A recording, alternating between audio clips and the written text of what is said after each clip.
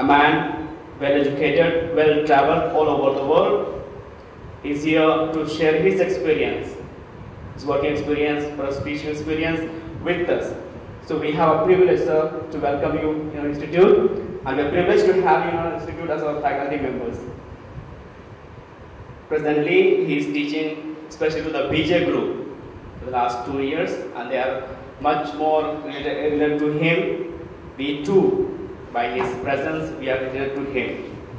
So on behalf of the students here and the institute, I extend once again a very, very warm welcome to you. You know, in the breaking news, this is precisely what happens. Here, I'll just give you one small example. Not one channel. 5 channels made a blunder on the day Osama bin Laden was, killed by the American. That see the Delhi troops.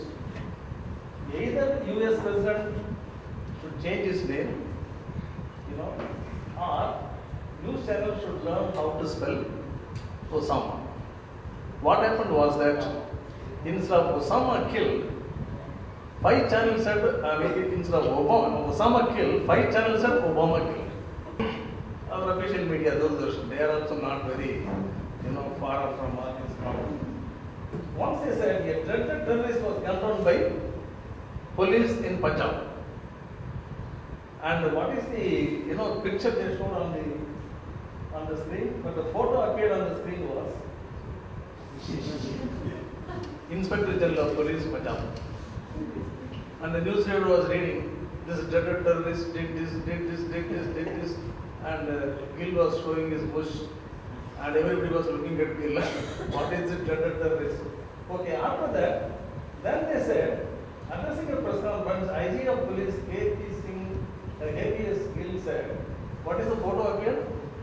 The dreaded terrorist, I couldn't get that photograph. Just to miss, they just missed it. On the picture, when you really load the picture, instead of Gill's photograph, they loaded the terrorist photograph, a small mistake. This week you see, all the breaking news. What is it? Advani leaves for Tihar today. Now if you give a breaking news like this, somebody must be wondering whether he was also arrested in some scam, because these days many politicians are going to Tihar jail. One after another they are going. So what is the next one? Advani on his way to Tihar. The third one, Advani reaches Tihar. Missing news was what? To meet Kulkarni. So this is how we break the news these days. These 24/7 channels, they have a problem because they want to break news every half hour. If they don't break the news, they think that people will not see, because this is the way they attract, And what they do is that they pick up all the small news items and then it is breaking news. Breaking news means that you are really bringing out something from your own source or something nobody else knows. That is really breaking the news. Otherwise, a major incident happens, fine, everybody will cover it. That could be a breaking news, not all the trivial ones. Current issues have become a casualty for the breaking news, with the result that the issues are not covered. What is covered is the sensational side of all the issues. You take for Gujarat, I'm just going to touch some of the Gujarat and other major issues. And why it is happening? Because you and I, as a journalist, were supposed to really know the issue thoroughly. If you do not know the issues thoroughly, you cannot really do a good journalism. Only sensationalism cannot carry you for a long time. With the result, what happened? All the channels are running on loss now. Most of the channels are running on loss. They lost their viewership. Earlier when they started, they were doing very good. But now, their income has come down because the viewership has, fallen. And they thought that, let us now substitute some part of the news with some entertainment. Nowadays it is not news now, it is infotainment, they call it. Information plus news.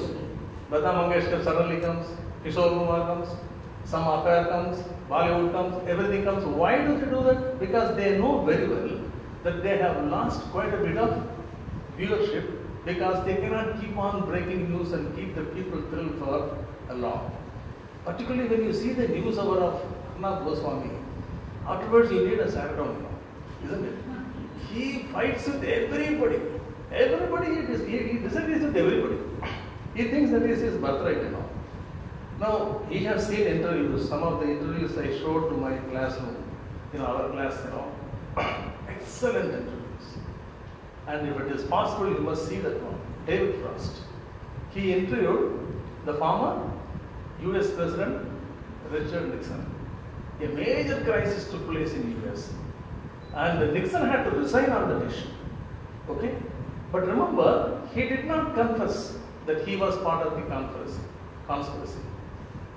Neither the judiciary, nor the political system, nor the US Congress could really make him come out with the statement that yes, I am part of the conspiracy. But who made it? A journalist. He was not even a journalist, actually, strictly speaking, he is only a show performer on television, David Frost. 28 hours the interview recording went on. 28 hours. Can you buy? It's a very grueling interview. And the way preparations both the sides made, fantastic. Finally, he pinned him down. Finally, the former US President confessed before camera, yes, I cheated the people of America. And I will carry this guilt in my heart for the rest of my life. Is it possible to do that? A journalist could do that. Similarly, in Martin Bashir's interview with Princess Diana, he, without hurting her, without hurting anybody, he brought out the truth and finally, in front of camera, she confessed, yes, I committed adultery. Is it possible? Journalism should be of that standard. Today, what is happening is, even when this Hard Talk is a good program, but the Indian model is what? Indian model is by Karan Thapar. Okay? Karan Thapar, one day, he was firing left, center and right Pranab Mukherjee, and Pranab Mukherjee got so wild. He said, remember, if you ask another question, I am going to throw you and your cameraman outside my house. And Karan Thapar recorded that also, and then he showed it. In one of these, what is this People's Adalat, the Sharma, who does it. The two fellows started fighting in the studio itself. One fellow slapping another fellow slapping another fellow, everything going live. You see? Now finally this fellow had to pacify that fellow, and then finally he took one fellow. This is journalism. You see, from where we have come down, it is because of the making trivial issues a major news. The tendency has to at least stop at some point. Now, do you know what is Narendra Modi's crime in the 2002 riots in Gujarat? We should be very clear about it. What is his crime? His crime is what? Aiding and abetting people to commit a crime is punishable under law. This is his crime actually. Aiding and abetting what? Exactly. That is the issue now, really, I tell you, has taken the center stage of Indian politics now. If you take Indian politics, next general election is going to be, this is going to be the major issue. We do not know. Advani today said he is not going to stand for PM. We do not know. Because I know about Advani, I met him many times. Okay. He has his own ambition. And I do not know whether he will give up his claim any time. But the point is that, you see, remember, Modi wanted to become on top of BJP affairs initially by becoming the very, very vociferous spokesman for the party. I have covered his press conference any number of times. Those days he was only just a spokesman. You remember, he will talk as if he is going to take vengeance next day, He will say that, ye karega, wo karega, ye karega, So somehow he really made a point. And the BJP thought that he is going to be our, person in Gujarat, so pushed him to Gujarat, and Gujarat, same thing he did. And now, what is happening is, please understand this point, he is trying to project himself as a victim of a conspiracy. Can you imagine? This is what is happening in Gujarat. The truth is completely buried. And what he is trying to do is, he is the victim of the whole conspiracy. I had been to Gujarat after the riots, of course. I went to the Gulbarga society where that day he was burnt. I visited his house. Naroda Party is another area where it was a very calamitous areas. He met so many people. But the general feeling is that, see, Modi was able to convince the majority community of this country that he is their spokesman and he is their leader now. Now what is happening is, BJP, there is a problem now. BJP is unable to handle it. Some of the things I'm just sharing because I know what is happening behind the screen. Now BJP leaders, outwardly they will support Modi, but inwardly I do not think he has enough support from the party economics, you can say, that higher level leadership. Why? Because he has become a competition to their own leadership, isn't it? It takes Sushma Swaraj. She is an aspirant for PM's post. She doesn't like. But outwardly she is a Modi boy, but Modi boy is okay. But Modi boy, the moment he says, madam, you just get up, there is a problem there, isn't it? Advani himself thrives because of the support of Modi. At the same time, he also knows that Modi is his main contender for the prime ministership. Look at the other leaders. There are many other leaders. Arun Jaitley, he is also an aspirant. He is not, I don't consider Arun Jaitley as a BJP man. He is a, I-5 chap, studied in DPS school and this and that, but somehow they wanted one chap who could really speak well, so he joined them. And he is also a contender. And there are other groups. There are many contenders in BJP. Now all these people, they do not like Modi. At the same time, they cannot do without Modi also. Modi has become a peculiar phenomenon in BJP now. They don't want him also, at the same time, they cannot do without him. So this is the situation. So Modi is exploiting it. He may be a good administrator in the administration sense, but I do not think all his achievements, what he is claiming, whether he has done it or not, it's a questionable mark, but it's a question there. But the point is that he has projected himself as the alternative, for the Advani or any other leaders now. So it is going to be an issue in 2014. You have to watch it. Now the Supreme Court, what it did was, please understand the case properly.